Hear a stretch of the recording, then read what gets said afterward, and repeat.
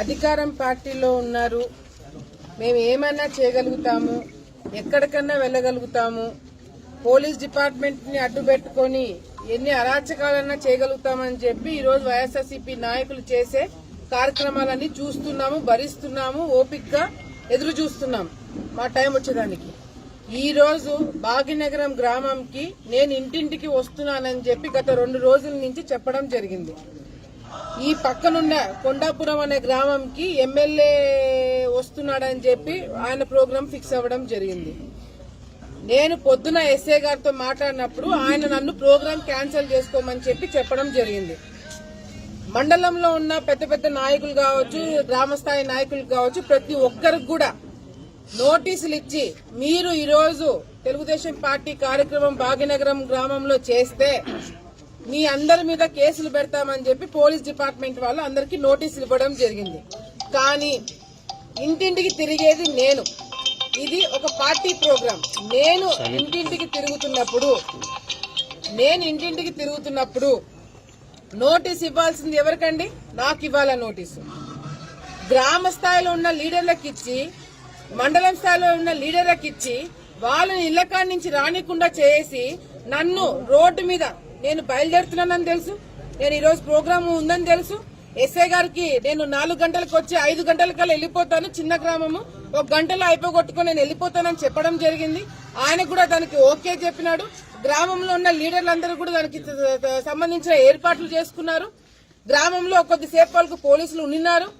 దాని తర్వాత కొత్తగా ఏమి భయం పుట్టుకొచ్చిందో ఎమ్మెల్యేకి తెలియదు. కానీ వెంటనే లేడీ కానిస్టేబుల్స్, లేడీ ఎస్ఐలు అందరు కూడా ఒక దగ్గర రోడ్డు మీద నేను నా ఇల్లు దాటి 10 నిమిషాలు ట్రావెల్ చేసి వచ్చిన తర్వాత బ్యారికేడ్లు పెట్టి నన్ను అక్కడ ఆపడం జరిగింది.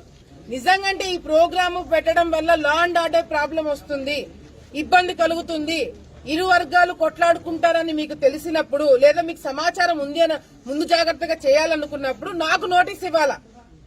లేదు మేడం మీరు రాకూడదు అని చెప్పి మీరు నాకు నోటీస్ ఇస్తే నేను రాకుండా ఉండడానికి నేను కూడా ఆ నోటీస్ కి విలువ ఇచ్చి, ఆ నోటీస్ కి మర్యాద ఇచ్చి నేను కూడా ఈ ప్రోగ్రాం క్యాన్సిల్ చేసుకునేదాన్ని. కానీ నాకు నోటీస్ ఇవ్వకుండా నేను ఇంట్లో నుంచి బయలుదేరుతున్నానని తెలుసు, నేను ఊరు దాటాను అని తెలుసు.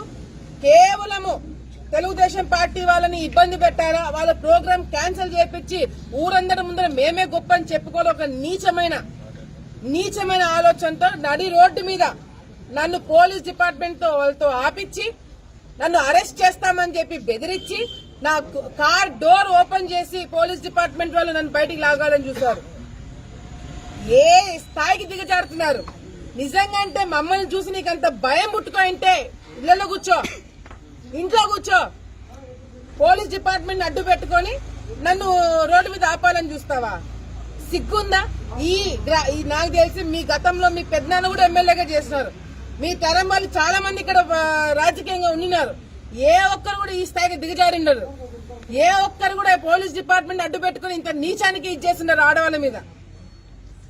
ఏ మాత్రమైనా సిగ్గు శరం ఉందా అని చెప్పి కూడా ఈ రోజు నేను మాట్లాడుతున్నాను. ఎప్పుడు కూడా మీడియా ముందర నేను చాలా గౌరవంగా, చాలా మర్యాదగా, ఒక పద్ధతి ప్రకారం మాట్లాడేదాన్ని. ఈ రోజు ఎంత నీచానికి మీరు ఇచ్చేస్తున్నారంటే ఆడవాళ్ళతో పెట్టుకున్న ఉసురు అంత ఈజీగా పోదు. నరి రోడ్డు మీద నన్ను ఆపి నన్ను అరెస్ట్ చేస్తానని చెప్పి బెదిరిస్తారా? ఏ ఒక్కరిని కూడా వదిలిపెట్టేది లేదు. ఈ రోజు ప్రతి ఒక్క ఇంటికి పోతున్నా, ప్రతిరోజు పోతున్నా, పర్మిషన్ తీసుకోవాలంట. ఎందుకు పర్మిషన్ తీసుకోవాలండి? ఎవరిని అడిగి పర్మిషన్ తీసుకోవాలా? లా అండ్ ఆర్డర్ ప్రాబ్లం వస్తాదని చెప్తే మాకు ప్రాబ్లం అంటే మేము వెళ్ళి డిపార్ట్మెంట్ వాళ్ళకి చెప్పుకుంటాం, పలానా గ్రామంలో మాకు ప్రొటెక్షన్ ఇవ్వండి అని. మేము ఎందుకు చెప్పాలా? ప్రతిపక్షంలో ఉన్నప్పుడు మేము మా పలానా ఊరికి పోతున్నామని మీకు ముందే షెడ్యూల్ ఇస్తే దాన్ని డిస్టర్బ్ చేయడం ఏంటి గ్యారంటీ? మీ ఇంటెలిజెన్స్ అధికారులు తిరుగుతుంటారు, మీ డిపార్ట్మెంట్ వాళ్ళు తెలుస్తుంటది. 2 రోజులు 3 రోజుల ముందు నేను ప్రోగ్రాం పెట్టుకున్నప్పుడు ఆ గ్రామంలో మాట్లాడుకుంటారు కదా, మీకు ఇంటెలిజెన్స్ రిపోర్ట్ రాదా? దాని ప్రకారం మీరు స్పందించరా? ఈ విధంగా రోడ్డు మీదకి వచ్చిన తర్వాత గ్రామం ఎంటర్ అవుతున్నప్పుడు నన్ను ఆపుతారా? ఈ రోజు ఎమ్మెల్యే ఈ ఊరు ఎట్లా తిరుగుతాడో నేను చూస్తాను. ప్రతి ఒక్కరు మాకు సంబంధించిన ఈ బూత్ లో నాకు మెజారిటీ వచ్చింది పోయినసారి. అందుకే ఏదో ఒక విధంగా డిస్టర్బెన్స్ చేయాలని చెప్పి ఒక ఆలోచన.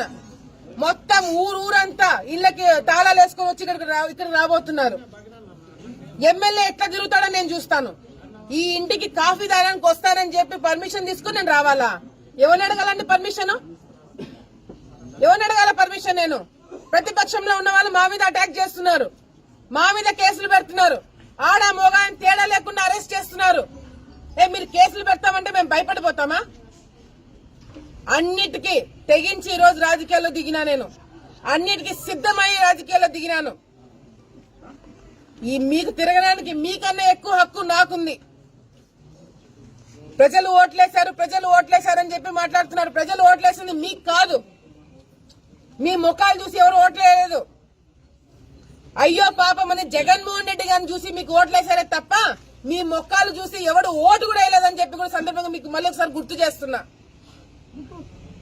భాగ్యనగరం గ్రామంకి ఈ రోజు మీరు చేసిన ఇన్సిడెంట్ ఏదైతే ఉందో, ప్రతి ఒక్క నన్ను అడ్డుకున్న ప్రతి ఒక్క పోలీస్ డిపార్ట్మెంట్ వాళ్ళకి నేను ఒకటే తెలియజేసుకుంటున్నాను. మీరు ఇబ్బంది పడతారు. రేపు పొద్దున ప్రైవేట్ కేసులు పెడితే మీరు చుట్టూ తిరగాల్సి వస్తుంది. మీకు సంబంధం లేని దాంట్లో మీరు విషయంలో జోక్యం చేసుకోకండి. ఎందుకంటే ఈ రోజు మీరు 10% చేస్తే రేపు పొద్దున 100% చేయాల్సి వస్తుంది. పోలీస్ డిపార్ట్మెంట్ కి ఎంతో గౌరవం ఇస్తున్నాం. పోలీస్ డిపార్ట్మెంట్ వాళ్ళు వచ్చి మేడం ఈ విధంగా చేయండి, ఇబ్బంది అవుతుంది మాకు అని చెప్పిన ప్రతి ఒక్క విషయంలో వాళ్ళ మాట విన్నాను. కానీ ఈరోజు నా రాజకీయానికి, నా వర్గానికి, నా ప్రోగ్రాంలకి మీరు ఎసురు పెడతారంటే చూస్తూ కూర్చోము. మేము నా వాళ్ళ ఇళ్ళ కాడికి పోవడానికి నన్ను అడ్డుకోవడానికి మీరెవరండి? ఏ హక్కుతో అడ్డుకుంటున్నారు? 100 మంది పోలీసులను పెడతారా? నన్ను అడ్డుకోవడానికి 100 మంది పోలీసులను పంపిస్తారా? ఏం తప్పు చేశామని పోలీసులు వస్తున్నారు? ఆ మహిళ కాబట్టి మహిళా పోలీసులను ముందు పెడితే చెల్లుతుందా? దేనికి పెడుతున్నారు ముందర? ఎందుకోసం పోలీస్ డిపార్ట్మెంట్ ఇట్లా? ప్రతిసారి ఇంతే. మిమ్మల్ని వాడుకుంటున్నారని సంగతి ఇప్పుడైనా గ్రహించండి. లేకపోతే రేపు పొద్దున మా చేతుల్లో కూడా ఉండవు కొన్ని విషయాలు. ప్రశాంతంగా పోతున్నాం, ప్రజలందరూ కూడా కలుస్తున్నాం, మంచి స్పందన వస్తుంది. అది తట్టుకోలేకపోతున్నారు. రేపు పొద్దున మీరు పోలీస్ డిపార్ట్మెంట్ పక్కన పెట్టుకుని మీరు ఊళ్ళో అక్కడ తిరగండి, ఎమ్మెల్యేని తిరగమని చెప్పండి. మేము మాకు ప్రొటెక్షన్ ఇస్తున్నారా? పోలీస్ డిపార్ట్మెంట్ వాళ్ళు మాకు ప్రొటెక్షన్ ఇస్తున్నారా? అందరూ ఒకటే కదా పోలీస్ డిపార్ట్మెంట్ కి, పోలీసులకి అందరికి సమానమే కదా. ఎమ్మెల్యేకి ఇచ్చే ప్రొటెక్షన్ మాకు ఎందుకు ఇవ్వలేకపోతున్నారు? మేము ప్రతిపక్షంలో ఉన్నామనా? మీకు జీతాలు ఎవరిస్తున్నారు? ప్రజలు కదా. ఎమ్మెల్యేని కాపలాగానికి, ఎమ్మెల్యేని చూసుకోవడానికి సరిపోయింది మీ డ్యూటీలు. ధర్నాలు చేస్తే దిగుతారు, నిరసన తెలియజేస్తే దిగుతారు. ఇంటింటికి నా ప్రోగ్రాము, ఇంటింటికి తిరిగి ప్రజల్ని కలుసుకోవాలనుకున్న ప్రోగ్రామ్ కూడా పోలీసులు వచ్చి అరెస్ట్ చేస్తామని బెదిరిస్తున్నారంటే ఏ స్థాయికి దిగజారినారు?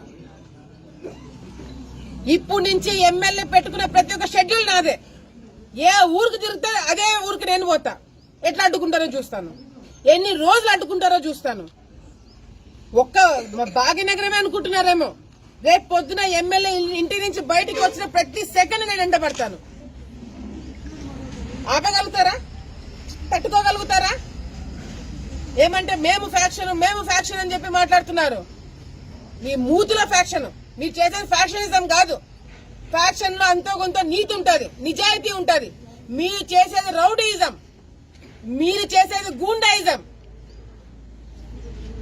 ఒక ఆడపిల్లని అడ్డుకోవడానికి 100 మంది పోలీసులను పంపిస్తారా? ఏం చేసినా నేను? మీ ఇళ్ల మీదకి వచ్చినానా? మీకు గొడవకి దిగినానా? ప్రజల్ని కలుసుకోవడానికే కదా బయటకు వచ్చింది. నాకు రైట్ లేదా? నా వాళ్ళని కలుసుకోవడానికి, గ్రామస్తులను కలవడానికి నాకు రైట్ లేదా? ఎందుకు అడ్డుకుంటారండి పోలీసులను పెట్టుకొని?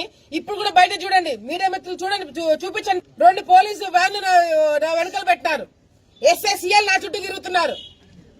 ఎందుకు? లా అండ్ ఆర్డర్ ప్రాబ్లం వస్తా అంటే నాకు నోటీస్ ఇవ్వండి. నాకు నోటీస్ ఇవ్వకుండా చుట్టుపక్కల అందరికి నోటీస్ ఇచ్చి నన్ను ఇంట్లో కూర్చోమంటే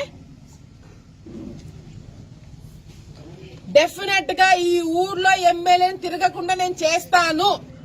ఎమ్మెల్యే అడుగు పెట్టాడా? ఇంకా చూసుకోండి. లా అండ్ ఆర్డర్ ప్రాబ్లం రాకూడదు అంటున్నారు కదా, రాకూడదున్నప్పుడు దానికి తగినట్టుగా ఉండాలా. మమ్మల్ని కావాలని రెచ్చగొడుతున్నారు, సిగ్గు శరం లేకుండా చేస్తున్నారు. ఎమ్మెల్యేగా అన్ఫిట్, నువ్వు ఎమ్మెల్యేగా అన్ఫిట్.